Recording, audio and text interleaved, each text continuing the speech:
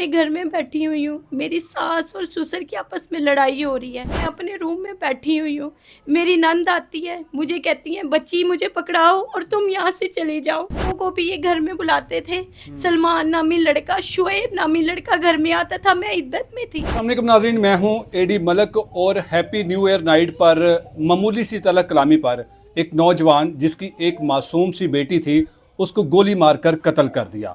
جیسے ہی وہ نوجوان ہاسپٹل پہنچتا ہے اور اس کی موت ہو جاتی ہے اور اس کے مرنے کے کچھ ہی دنوں بعد میرے ساتھ ویڈیو میں بیٹھی خاتون کے سسرال والوں نے اس خاتون کو اپنی بیوہ بہو کو گھر سے دھکے مار کر نکال دیا۔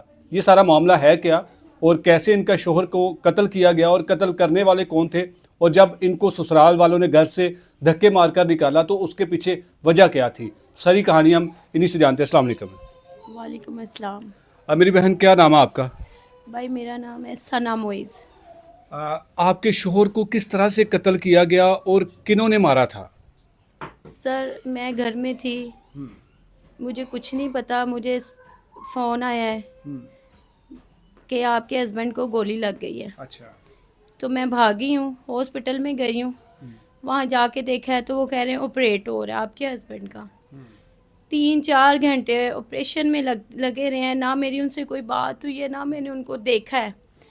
جب 3-4 گھنٹے ہو گئے، ڈاکٹرز بلا رہے ہیں، میں دیکھ رہی ہوں کس چیز کا آپریٹ کر رہے ہیں، کیا ہوا، کیا ہے، یہ کیسی گولی لگی ہے، کہاں لگی ہے، مجھے کوئی کچھ نہیں بتا رہا، بس کہہ رہے ہیں کچھ نہیں ہے، دعا کریں دعا کریں دعا کریں۔ جب میری ڈاکٹر سے بات ہوتی ہے وہ کہتے ہیں ہم کچھ نہیں کر سکتے، اللہ کرے گا جو کرے گا۔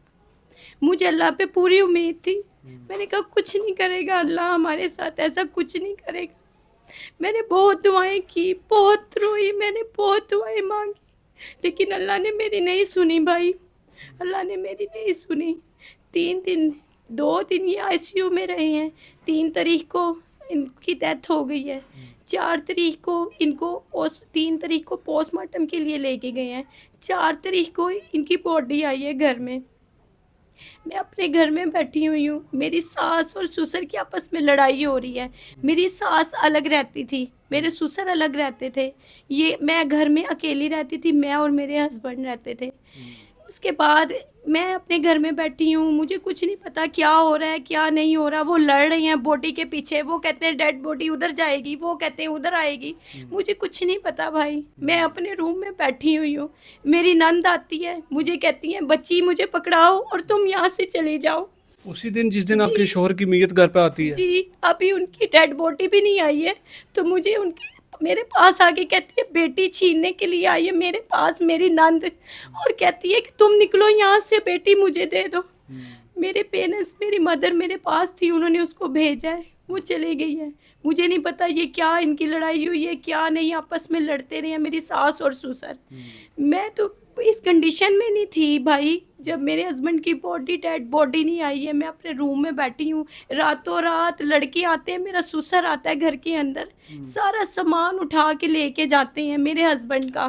گھر میں انہوں نے سامان رکھا ہوا تھا اپنی شاپس کا، ابھی 2 دن پہلے انہوں نے گھر میں سامان ڈالا تھا، وہ سارا گھر میں سارا تماشا دیکھ رہی ہوں بھائی، میرے ساتھ کیا کر رہے ہیں یہ لوگ، پر میری زبان بند ہے، میں اس کنڈیشن میں نہیں تھی، آنکھیں میری کھلی ہیں، میں کیا کر سکتی تھی بھائی، میری تو دنیا اجڑ گئی تھی، میں کیا کرتی چیزوں کا، میرے ساتھ انہوں نے اتنا ظلم کیا، میں چپ کر کے تماشائی کی طرح سب کچھ دیکھتی رہی۔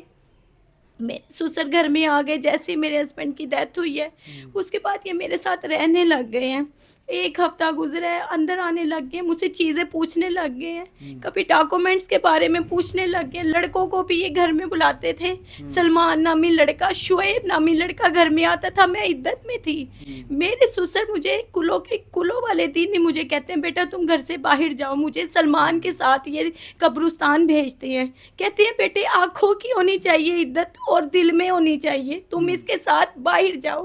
یہ جو لڑکے آپ کے سسر 2 گھر پر بلاتے تھے جن کو آپ کے ساتھ قبرستان بھیجتے تھے، یہ آپ کے شوہر کے کوئی قریبی رشتہ دار تھے، بھائی تھے، کون تھے یہ دوست تھے میرے ہسبینڈ کے دوست تھے، کوئی رشتہ دار کوئی کچھ نہیں تھا۔ میرے سسر مجھے کہتے ہیں یہ سلمان کے ساتھ تم قبرستان جاؤ اور اس کے ساتھ جاؤ ہو کے آؤ۔ میں اس کے ساتھ قبرستان گئی ہوں. کہتے بیٹے تمہاری آنکھوں کی اور نظر کی عدت ہونی چاہیے. میں نے کہا میرے والد کتنے اچھے ہیں, کیونکہ مجھے سکون نہیں آ رہا تھا. انہوں نے کہا کہ اس کو قبر کی مٹی جا کے اس کے پاس جائے, اس کو سکون آئے, اس کے دل کو سکون ملے. بھائی میں اس کنڈیشن میں نہیں تھی, میں کیا کرتی. میں جا کے قبرستان روئی ہوں. پھر جا کے کچھ مٹی گھر والوں نے مجھے ان کی دی ہے. مجھے پھر صبر آیا, مجھے صبر نہیں آ رہا تھا. آہستہ آہستہ جب میں دیکھ رہی ہوں کہ وہ لڑکے گھر میں آ رہے ہیں, میرے سسر ان کو روک نہیں رہے ہیں. سسر مجھ سے چیزیں مانگ رہے ہیں. کبھی لڑکے آ کے کہتے ہیں ہمیں ڈاکومنٹس دو آپ لوگ. کبھی کہتے تمہارے ہسبینڈ کا گولڈ تھا, تمہارا سونا تھا. کوئی لیڈیز آ کے کہتی تمہارے پاس گولڈ پڑا ہے, کیا پڑا ہے. میں نے کہا میرے پاس گولڈ کچھ نہیں ہے. میرے ہسبینڈ نے نہیں تھا, گھر بنانا تھا, گاڑی بنائی تھی, بزنس کیا تھا. مجھے ادھر اندر بیٹھ کے انہوں نے ایسے ساری انفارمیشن لی. اس کے بعد بھائی یہ مجھے کہتے ہیں کہ کبھی سلمان کے ساتھ کہتے ہیں اس کی شادی کر دیں گے میرے سسر. میں ان کی بات نہیں مانتی تھی کہ جب مجھے پتہ لگا کہ میرے سسر نے ان کو کیوں اجازت دی ہے, میں نے اپنے سسر کو بولا ابو جی ان سے موبائل بھی لیں, ان سے میرے ہسبینڈ کی بالی لیں, ان سے میرے ہسبینڈ کی گاڑی بائک سب کچھ لیں. یہ ساری چیزیں کس کے پاس تھی؟ یہ شعیب نامی لڑکے کے پاس, جس نے پوسٹ مارٹم بھی کروایا, ہاسپٹل میں معاملات بھی دیکھے, اور پولیس کے معاملات بھی وہی لڑکا دیکھ رہا ہے. وہ جب آپ کے شوہر کا کوئی رشتہ دار نہیں تھا, نہ کوئی بھائی تھا, نہ اس کے ساتھ اور کوئی تعلق تھا اس کا, صرف ایک دوستی کے ناطے پر اس نے یہ سارا کچھ کیا, تو یہ ساری چیزیں اس نے کیوں اپنے پاس رکھ لی؟ بھائی اس نے رکھی ہے, اس نے کہا ہے کہ میں انصاف کروں گا آپ کا. اچھا. میں کروں گا آپ کے گھر کا معاملہ سب میں ڈیل کروں گا, جس کا جو بنتا ہے میں دوں گا. تو میں نے کہا ٹھیک ہے بھائی. انہوں نے کہا آپ بھابھی آپ ہماری بہن ہیں, ہماری بھابھی ہیں, ٹھیک ہے وہ ہمارا بھائی تھا, ہم آپ کے ساتھ ناانصافی نہیں ہونے دیں گے. تو پھر آپ کے ساتھ انصاف ہوا؟ میرے ساتھ کوئی انصاف نہیں ہوا بھائی. یہ میرے سسر کے ساتھ مل گئے. جب میں کوئی چیز کا مطالبہ کرتی تھی, میرے بچے کے ٹوائز لا دے, میرے بچی کی گاڑی لا دے, میری ساس کے گھر پڑی ہے, تو میرے جیٹ آتے تھے مل جائے گی مل جائے گی مل جائے گی. جب میں نے دیکھا یہ سب لوگ مجھ پہ ظلم کرنے کے لیے بیٹھے ہوئے, تو میں چپ کر گئی. میں نے کہا انہوں نے مجھے کچھ نہیں دینا بھائی. میں چپ کر کے بیٹھ گئی. میری والدہ آئی ہیں, کہتی ہیں میری بیٹی کے پاس یہاں پہ کوئی عورت چھوڑے تاکہ میں اپنی بیٹی کو کس کے حوالے کر کے جاؤں. یہاں پہ لڑکے آتے ہیں, سسر مرد ہے, میری بیٹی عدت میں ہے, میں ایسے نہیں جا سکتی اس کو اکیلے چھوڑ کے. انہوں نے بہت بھائی میری والدہ کو برا بھلا کہا. کس نے برا بھلا کہا؟ میری والدہ کو. کس نے کہا؟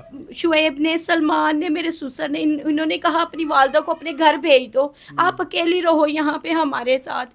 میری والدہ لڑ جھگڑ کے غصے سے اپنے گھر آ گئیں. آپ نے یہ ساری باتیں اپنے سسر کو نہیں بتائی, اپنے جیٹ کو نہیں بتائی کہ یہ میرے ساتھ اس طرح سے کر رہے ہیں؟ بھائی سب ملے ہوئے تھے, سب کر رہے تھے, سب کو پتا تھا. پھر میں نے کہا کہ یہ کیوں آتے ہیں لڑکے اس گھر میں. میرے سسر نہیں ہوتے تھے, وہ اکیلے دروازہ کھولتے تھے باہر سے, خود ہی اندر آ جاتے تھے. چابی میرے پاس بھی نہیں تھی گیٹ کی بھائی. جب میری والدہ نے کہا کہ یہ باتیں اچھی نہیں ہیں, میری بیٹی کے پاس بھی چابی ہونی چاہیے گھر کے دروازے کی, تاکہ وہ اجازت دے جس کو آنے کی وہ اندر آئے, سے کوئی منہ اٹھا کے دروازہ کھول کے اندر نہ آنے دے.